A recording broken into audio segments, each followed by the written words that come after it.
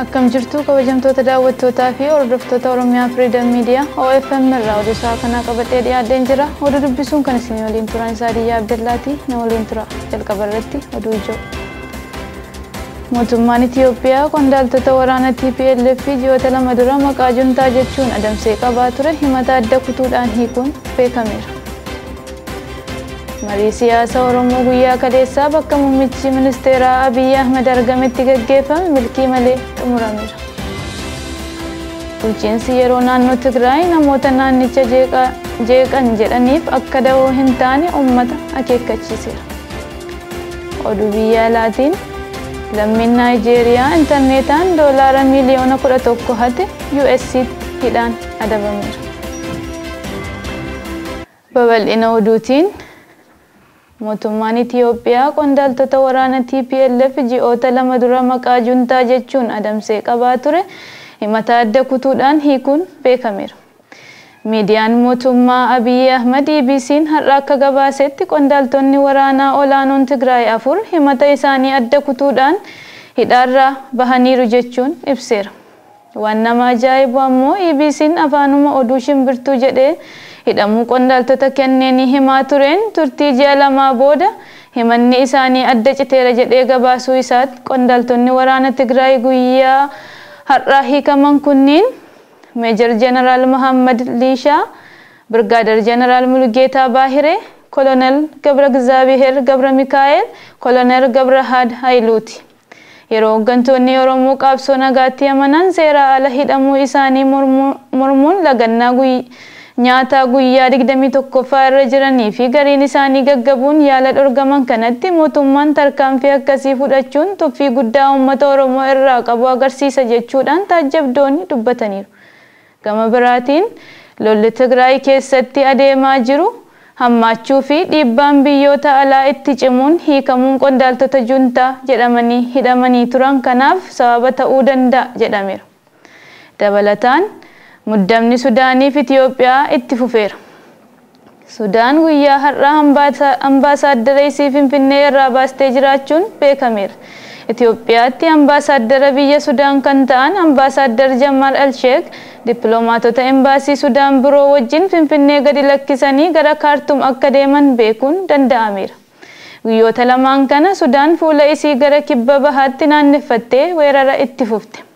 Weerara guyyaa kaleessaatiin qofa aanaa Qaaraa keessaa gandoota baay'ee qabattee jiraachuun beekameera.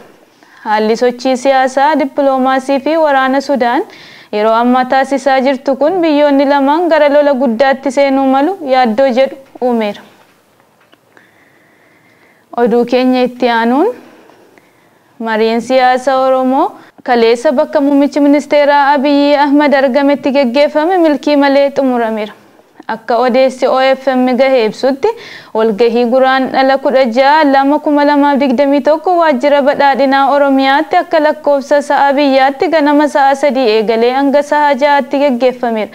Walgahii kanarratti muummichi ministeeraa Itiyoophiyaa Dr. Abiy Ahmed, itti aanaa pirezidaantii Oromiyaa obbo Shimallis Abdiisaa, obbo Fiqaaduu Tasammaa, obbo Mogas, obbo Leencoo Lataa, Dr. Diimaa Naga'oo, obbo Galaasaa Dilboo, Profeesar Mararaa Guddinaa, Pirezidaantii Kafaa'oo, Hayyuu Duree Abaa'oo Jaaldaa'oo Ibsaa, miseensonni Abaa'oo kan dhaaba irraa baasan obbo Araarsoo Biqilaa, obbo Toleeraa Adabaa fi obbo Ibsaa Naga'oo qooda fudhataniiru. Dubbii marii kana obbo Shimallis Abdiisaa osoo gara dhiya Oromiyaa inni maliin dura Profeesar Mararaan akka wal argan guraandhala 15/2021 argee mari'achuu fedhuu beeksisee akka ture beekameera. Haa ta'u garuu guraandhala 15/2021 jechuun guyyaa dheengaddaa yeroo haasawaa Profeesar Mararaa waliin godhaniin Profeesar Mararaa akka ABO fi KFO waliin hojjetan waan beeksisaniif mariin kun osoo gamtaan qindaa'ee yaada jedhu eeree. Akka kanaan karaa obbo Mogasiin waamichi sun gaafa 15/2021 Hayyuu Duree ABO'f dhaqqabeera. Jalqaba marii guraandhala 16 kanarratti muummichi ministeeraa akka KFO fi ABO'n filmaata biyyoolessaa 6ffaa irratti qooda fudhatan jala sararee beeksiseera. Itti dabaluunis rakkoo ABO'n bittinnaa'uu ilaalchisee obbo Leencoo Lataa, obbo Diimaa Naga'oo, obbo Galaasaa Dilboo fi Profeesar Mararaan akka yaada furmaataa qopheessan akeekeera. Dhimma kanarratti obbo Leencoon ABO'n hedduudha garuu ABO'n nu qofa kan jedhu Jaal Daawud qofa waan ta'eef yoo kana Jaal Daawud fudhate hiikuun ni danda'ama jedhee dubbateera. Obbo Diimaa Naga'oo fi obbo Galaasaa Dilboon ABO'n rakkoo yeroo dheeraa kan qabu ta'uu yeroo dubbatan Profeesar Mararaan rakkoo hamma keessa jiruuf jaarsa lakkaawatanii nutillee keessatti qooda fudhachuu akka hiikamu utuu ta'e kan jedhu yaada dhiyeessaniiru. Walga'ii kanarratti obbo Araarsoo, obbo Toleeraa fi obbo Ibsaan komii qaban dhiyeeffataniiru. Gama hayyu duree ABO'n filmaatas ta'ee rakkoo jiruuf namoonni dhimma ilaalu biroonis waan mana hidhaa jiraniif isaanis bahuun waajjiroonni baramanii koorri gaggeeffamee akka furmaanni ta'u kan jedhu yaada dhiyeessaniiru.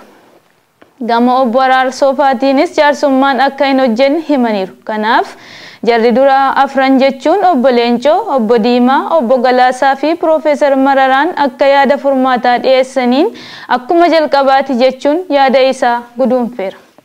Hayyu duree ABO Jaal Daawud Ibsaa walga'icha irratti adeemsi akeekame kun rakkinicha hiika jedhee amanuu irratti riizarveeshinii qaba jechuudhaan dubbataniiru. Hooggantoonni fi miseensonni gameeyyiin paartichaa bakka hidhaa jiranitti akkasumas waajjiraalee hedduun bakka nu jalaa cufamanii jiranitti karaa itti sochoonee filannoo irratti hirmaannu hin qabnu hanga Jawaar Mohammadii fi hidhamtoonni siyaasaa hundi hiikamanitti KFO'n filannoo bara 2021 irratti hin hirmaatu jedhaniiru. Profeesar Mararaa Guddinaa hanga ammaatti Bilxiginnaa fi booldii filannoo Itiyoo Bilxiginnaas homaa nuun hin jenne paartiin nafxanyootaa miidiyaa hundi ayyamamee fi beeksifataa jiru paartileen Oromoo hundinuu garuu filannoo keessaa dhiibamanii ari'amaniiru jechuun Profeesar Mararaa Guddinaa dubbataniiru. Oduu keenya itti aanuun bulchiinsi yeroo naannoo Tigraay namoota naannicha jeeqan jedhaniif akka dahoo hin taane uummata akeekkachiiseera. Bulchiinsichi humnoonni TPLF faffaca'anii fi uummata keessa dhokfamanii jiru jechuun himateera. Ibsa bulchiinsi mootummaa TPLF bakka bu'uun yeroof naannicha bulchaa jiru kun kibxata TV naannichaa irratti gadhiifameen uummataaf ergaa dabarseera. Humnoota badii dabarsaa kennaa yookiin nageenya keessaniif jedhaa isaanirraa adda of baasaa jechuun tarkaanfii fudhatamuu maluuf akka haleellaaf hin saaxilamne akeekkachiiseera.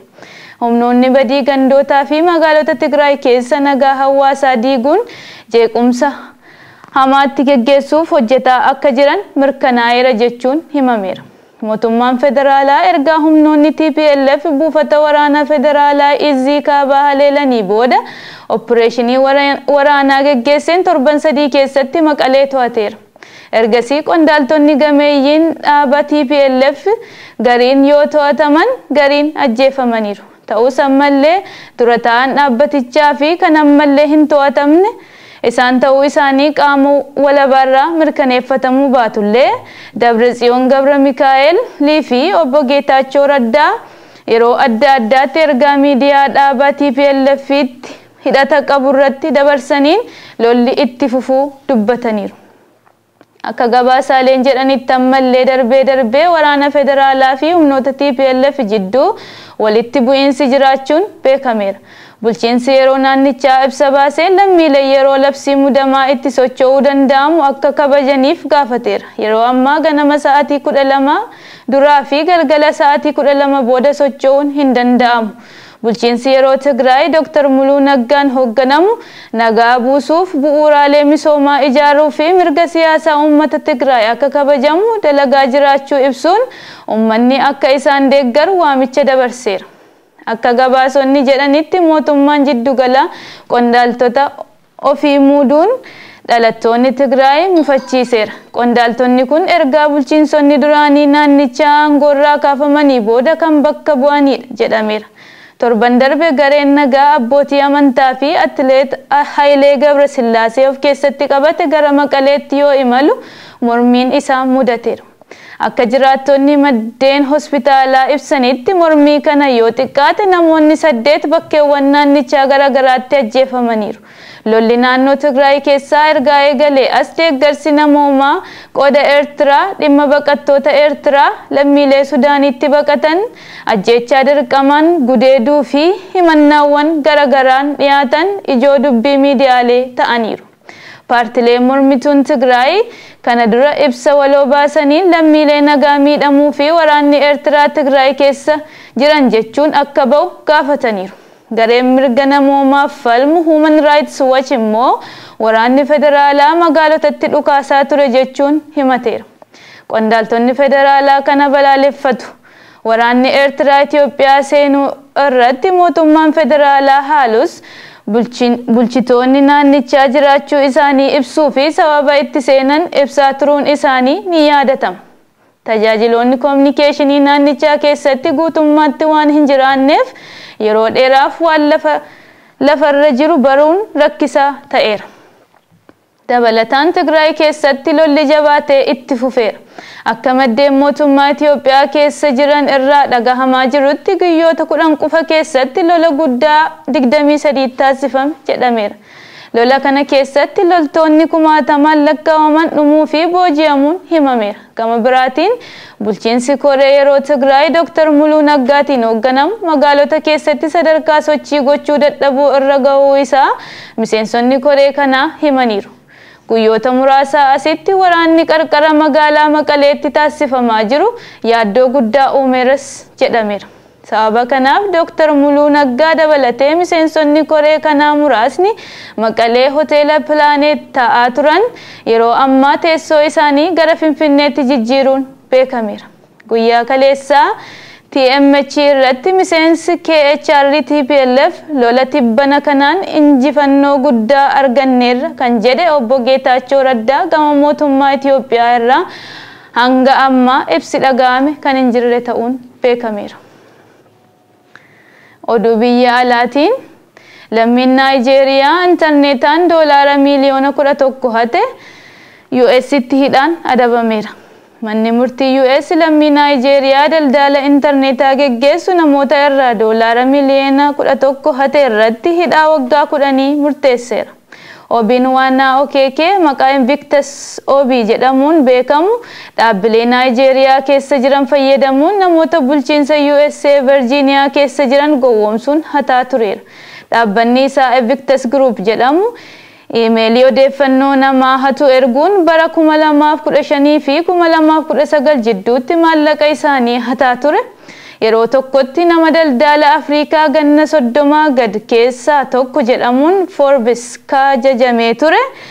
Obiiwaanaan hagayya 2019 to'annoo jala ooleera jechuun Reuters gabaaseera. Kabajamtoota daawwattootaa fi hordoftoota Oromiyaa Freedom Media OFM irraa oduu yeroof qabannee dhiyaanne xumurree jirra. Waan nu daawwattaniif galatoomaa.